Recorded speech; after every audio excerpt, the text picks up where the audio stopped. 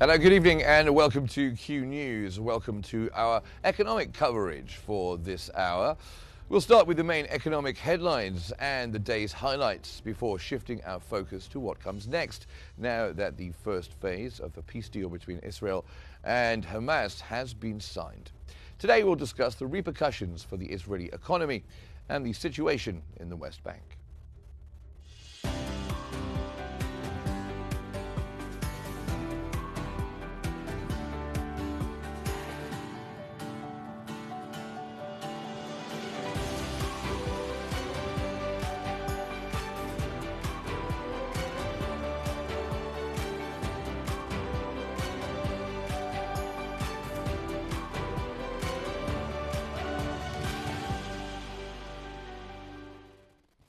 Welcome. Thanks for being there with us. Now, leaders of the Commonwealth of Independent States have agreed to create an expanded CIS Plus format during a summit in Dushanbe in Tajikistan.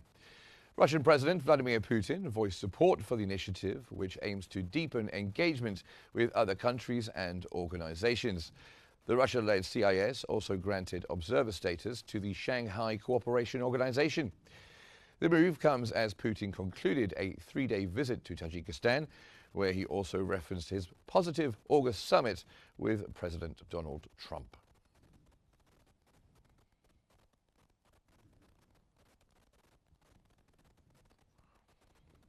Russian President Vladimir Putin has urged the leaders of 5 Central Asian states to boost their trade with Russia as Moscow seeks to preserve its influence in a region that is also being courted by China and the European Union.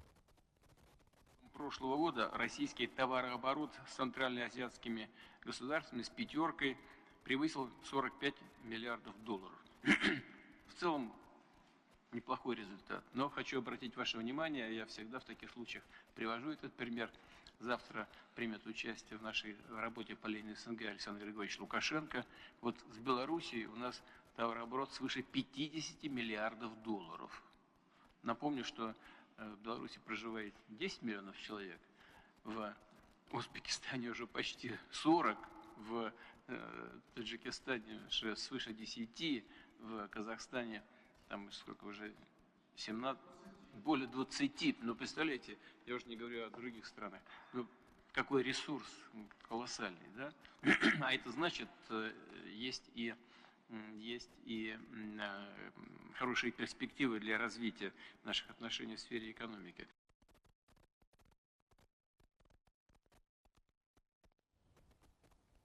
President Putin there speaking in Tajikistan.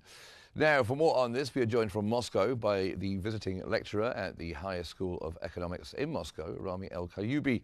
Thank you very much for being here with us on Q News. So how does Russia's trade turnover of $45 billion with Central Asian states reflect the current economic integration and also perhaps mutual dependency within the region? Actually, few former Soviet republics are very integrated in economic terms, especially Russia, Belarus, Kazakhstan, Armenia, and Kyrgyzstan, as they form the Eurasian Economic Union, which actually adopts principles very similar to those adopted in the European Union, as freedom of movement of capitals, persons, commodities, etc. And at this point, these countries are very integrated, and actually when the West applied sanctions against Russia in 2022, these countries helped Russia a lot to get commodities and technological devices that were forbidden for export to Russia. So now, actually, Russia obviously tries to broaden its economic partnerships, and for example, Iran in the 15th of May also entered a free zone with the European or Eurasian Economic Union. Also, there is a partnership agreement with Emirates, and also Egypt hold some talks about establishing free trade zone with the Eurasian Economic Union. So at this point, this is a very promising project, and it might help Russia and its neighbors to develop economic ties. Yes, and as we were just hearing before you joined us from President Putin that Belarus, with a population of 10 million, has a trade turnover with Russia exceeding $50 billion. Are there economic strategies that Russia could apply to boost trade with more populous Central Asian countries? Actually, the case of Belarus is very particular, and there is very high degree of integration between Russia and Belarus. There is even a union state between them, and actually the citizens travel to each country without visas, and actually it's quite natural that there is such. I think we've... Obviously. Okay, carry on. We just lost you for a moment there. Do carry on. Other countries as well, with more populous countries, as you have mentioned, but they are not so integrated with Russia as Belarus. So the case of Belarus is very particular. We cannot compare it to other cases. Okay, and given the demographic and resource potential highlighted by President Putin, are there key sectors or industries that present the greatest opportunities for expanding Russia's economic relations with Central Asia? Obviously, there is a huge potential, and there are already economic ties, and they are not limited to trade. For example, such countries as Tajikistan and Uzbekistan, they provide workforce, work power for the Russian market. Where there is might be further developed, because as I have mentioned, the citizens can travel to Russia without visa, and most of them speak Russian. So at this point, they are very integrated.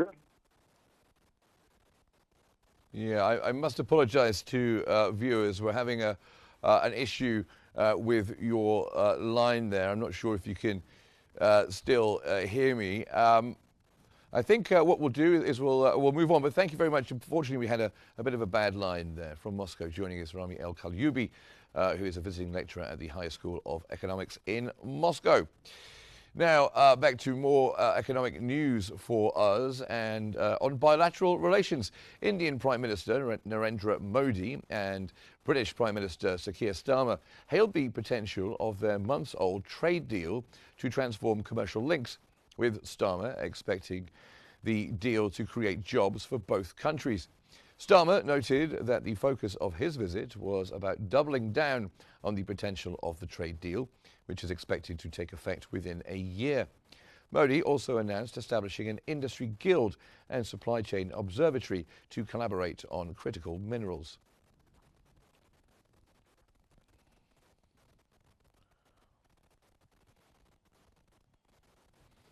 China will impose special port fees on US-owned or operated vessels starting October 14th, responding to recent US fees on Chinese ships. The charges will initially be 400 yuan per net ton and increase annually over 3 years. The Ministry of Transport said the measure targets ships owned by US entities, including those with at least 25% US ownership, as well as all US-flagged vessels. China called the move justified and urged the US to correct its wrongdoings, escalating trade tensions between the two nations.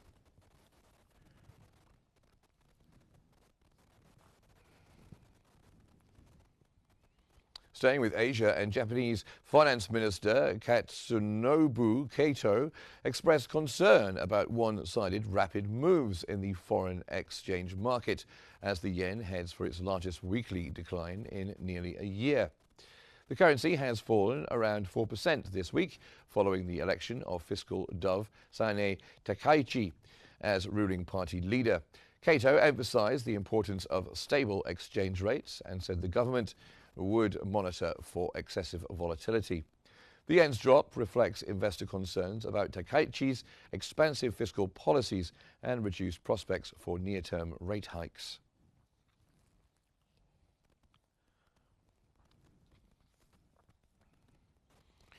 Now to the United States, and the University of Michigan has reported that U.S. consumer sentiment was steady in October, with households appearing to shrug off a partial shutdown of the government. The worries about the labour market and inflation lingered. The Consumer Sentiment Index was little changed at 55 this month, from a final reading of 55.1 in September. The survey's measure of consumer expectations for inflation over the next year fell to a still high 4.6% this month, from 4.7% in September. Consumers' expectation for inflation over the next 5 years were unchanged at 3.7%.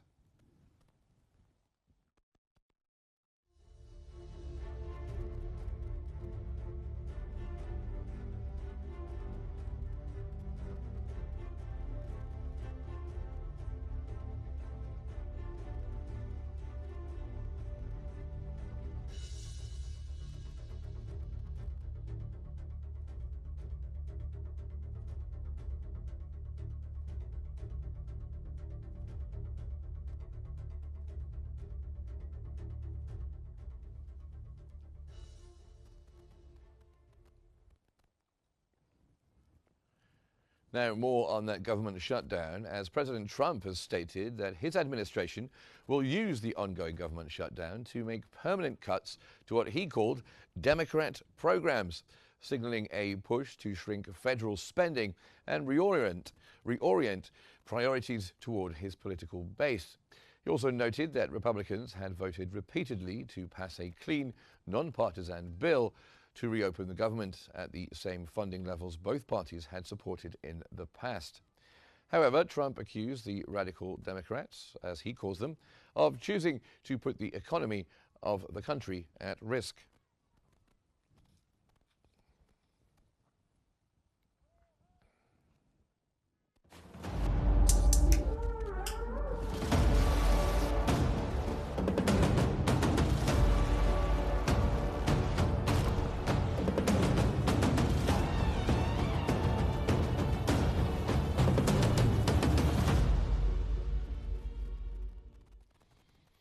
Now, oil prices declined to a multi-month low on Friday as the market's risk premium faded after Israel and Hamas agreed to the first phase of a plan to end the war in Gaza. Brent crude futures were down $1.73, or 2.7%, at $63.49 a barrel. Earlier, they fell to $63.27, the lowest since early June. Meanwhile, U.S. West Texas Intermediate crude was down $1.71, or 2.8%, $59.80. The contract had dropped to $59.57 a barrel, the lowest since early May.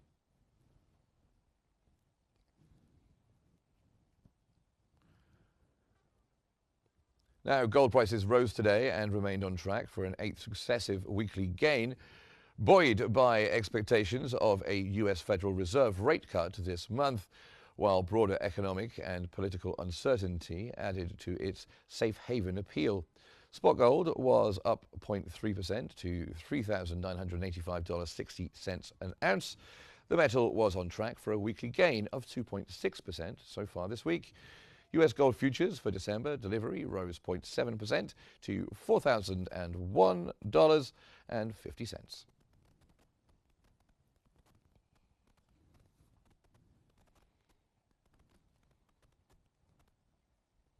Global markets have shown a collective decline during Friday's session. In the U.S., S&P 500 declined 0.84%. Nasdaq futures slid 1.06%, and the Dow Jones was down 0.7%. In Europe, UK's FTSE 100 decreased 0.15%. France's CAC 40 contracted by 0.29%, and Germany's DAX inched down 0.08%.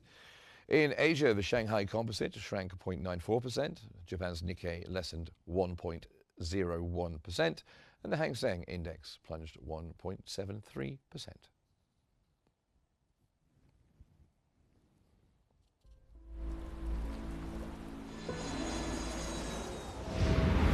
الآن في شرم الشيخ بتجرى مفاوضات لإنهاء الحرب. I may go there sometime toward the end of the week, maybe on Sunday. لازم أسجل بتقدير واحترام شديد للرئيس الأمريكي ترامب على إرادته الحقيقية في إنهاء الحرب خلال جولة المفاوضات الحالية.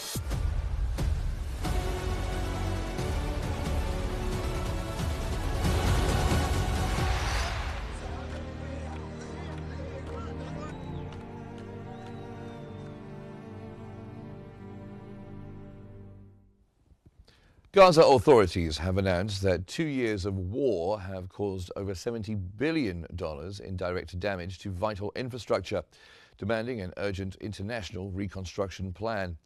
The reported losses include the near-total destruction of 38 hospitals, 670 schools, and approximately 300,000 housing units.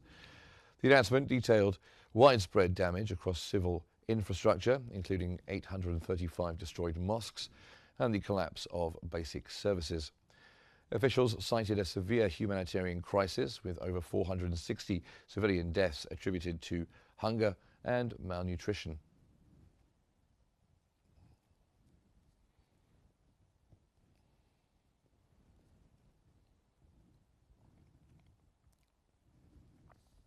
Chancellor Friedrich Merz has announced that Germany will provide 29 million euros in immediate humanitarian assistance for Gaza. In a statement posted on X, he also noted that it will co-host a reconstruction conference for Gaza with Egypt. Merz further affirmed his preparedness to accept responsibilities within the Council of Peace proposed by President Trump.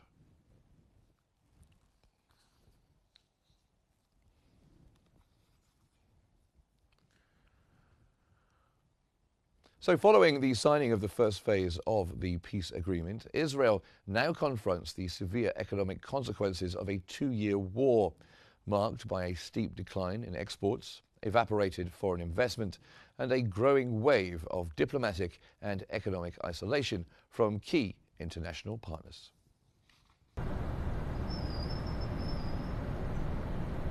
Two years after the outbreak of war, Israel is facing mounting economic and diplomatic isolation. Since October 2023, exports have dropped by 18.3%. Foreign investment has dried up, and key sectors like construction and high-tech are under pressure due to labor shortages and tightened financing. A growing list of countries, including Ireland, Colombia, Chile, South Africa, Bolivia, and Chad, have suspended or downgraded diplomatic and trade ties in protest over Israel's offensive in Gaza. The most severe blow is coming from Europe. Germany, once Israel's second-largest arms buyer, has frozen military exports. Spain has scrapped a 700 million euros contract for Israeli rocket launchers and is moving to ban all military trade with Israel under domestic law.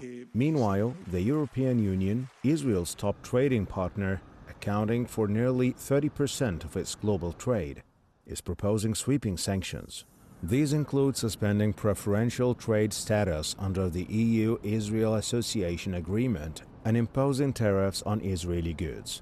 Analysts warn this could cost Israel hundreds of millions of euros annually. In parallel, government debt has surged, with the debt-to-GDP ratio climbing past 66%, and inflation remains stubbornly high. In Q2 2025, household spending dropped 6%, investment fell over 12%, and GDP contracted by 3.5%, signaling ongoing recessionary pressures.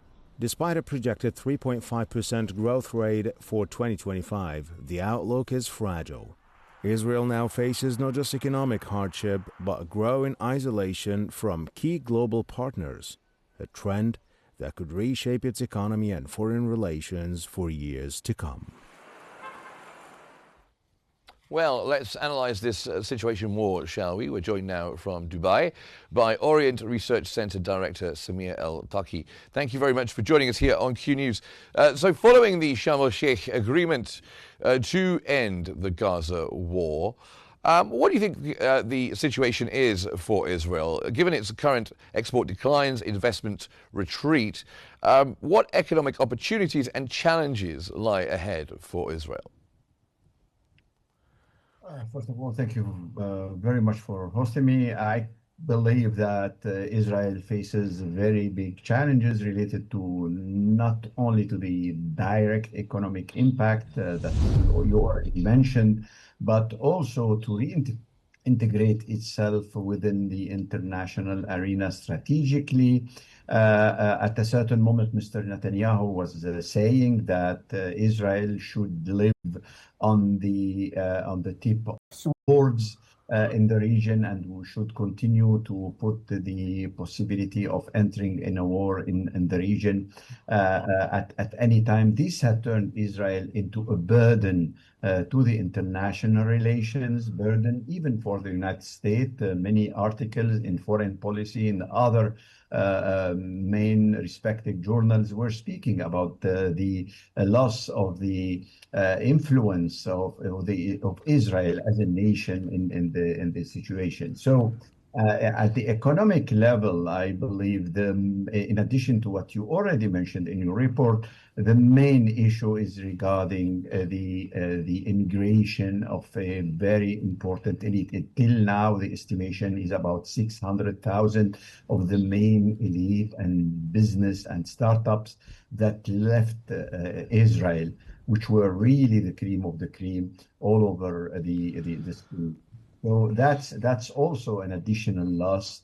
Israel needs to regenerate its discourse, to regenerate its strategy vis-a-vis the peace in the region as a factor that, as a nation, that would be able to be integrated peacefully in the region. So I think there is a major challenge now, and the major need to really provide and develop a new discourse and a new redefinition of Israel's role in the region and in the world, because at a certain moment, Israel was pushing even the American administration to a basic, more confrontation with Iran, etc.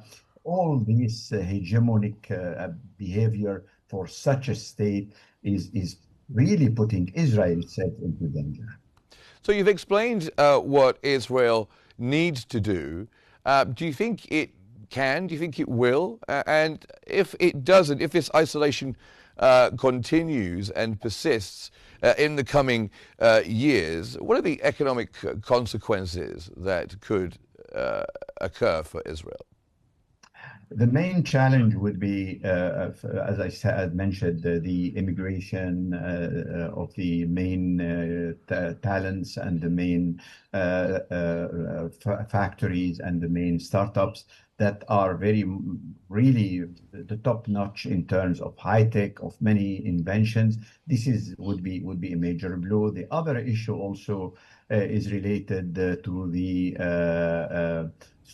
deficit in the economy. I think in the GDP, the slowdown in the economy in general, and the last factor, which is very important, to what extent would it be able to really pacify the situation around it, especially vis-a-vis the Palestinians? I think we need to look at what would happen in the next few months regarding the change in the Israeli government. There have been some issues that have been mentioned about a potential change in the main strategic vision in Israel, but still the conflict between the religious fanatics in Israel itself and the Tzal, the IDF, and the other main institutions in the army and security, there is a real rift. And I think this is very important because it is really those differences are defining differences. And I think those are very much necessary to solve, to allow the nation to embark in a new regeneration of all its status economically and geostrategically. And do you think Israel could revitalize critical sectors like the high-tech, as you mentioned, the high-tech sector, construction, when they already have quite a strained labor market and shortages? Yeah, I think this turning the investment climate within Israel into an attractive climate needs lots of effort. Would it be political, geostrategic, but at the same time, the involvement of the army within the whole economy also needs to be revised, because if at a certain moment it was a very positive factor, but now it's becoming to a large extent a burden on the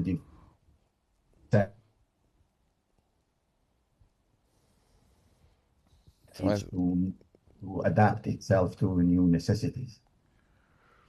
Okay, and yeah, we've heard around there are 20,000 daily vehicles carrying goods worth around 10 million shekels, and 25,000 workers affected by the West Bank closure, estimated to be costing monthly losses of around 20 million shekels. Do you think this is something that Israel could change and get themselves out of the problems that they've brought to themselves? I think I cannot imagine now that Israel will make this big shift to re-assimilate those working forces. But I think this is one of the potentials. If they embark in a real shift in their policy vis-à-vis the Palestinians, this could be a very good opportunity to have cheap labor and to have a more integration of the West Bank with their economy. That would be a beneficial factor that Israel could also benefit. Instead of the West Bank being a burden, it could turn into a real field of cooperation between the two sides. And how might Israel diversify its economic partnerships or forge new alliances to overcome the impacts? Actually, Israel, during Mr. Clinton's and later on the first period of Mr. Trump, tried to diversify. They tried to build their relation with Russia, and there had been a very wide opening to Mr. Putin, and there had been many agreements in terms of economy. The same happened also even with Turkey, but also with China, to the point that even the Americans were a bit prudent in some fields related to the high-tech and double-use technologies vis-à-vis Israel. But after the 7th of October, the position of Israel had been very much restricted to become really a partner with the West. Russia is now looking at Israel as a main pillar of the American strategy in the Western Mediterranean, and also even in Middle Asia after they hit Iran. So I think thinking about rebuilding a kind of an alliance, I'm not speaking about deals, potential deals with China, potential deals with India. That would be feasible, but I'm speaking about real cooperations that could really lift the current situation, economic situation in Israel. So I don't think diversification is very much possible till there is a change in Israel itself. And what are the indicators that policymakers and investors might look to over the next 2 to 3 years to see whether Israel's economy is recovering sustainably? Yes, I think discussing with the main researchers in different Israeli centers, I get the feeling that actually they are still perplexed. There is no new vision vis-a-vis the regeneration of and really giving a push to the economy, and there is lots of controversial criteria that are coming from different sides of the economy that would indicate increasing prices. So I think still we are in a very transitional period that we cannot predict exactly. And also Netanyahu did say recently that there was a prospect of moving towards economic self-sufficiency amid the isolation. Do you think that's likely? I don't think so at all. Israel cannot suffice itself in many terms, and I think this is just a rhetoric. Even the United States is not able really to guarantee the necessary supply chain for its industry. So how Israel would be able to do it?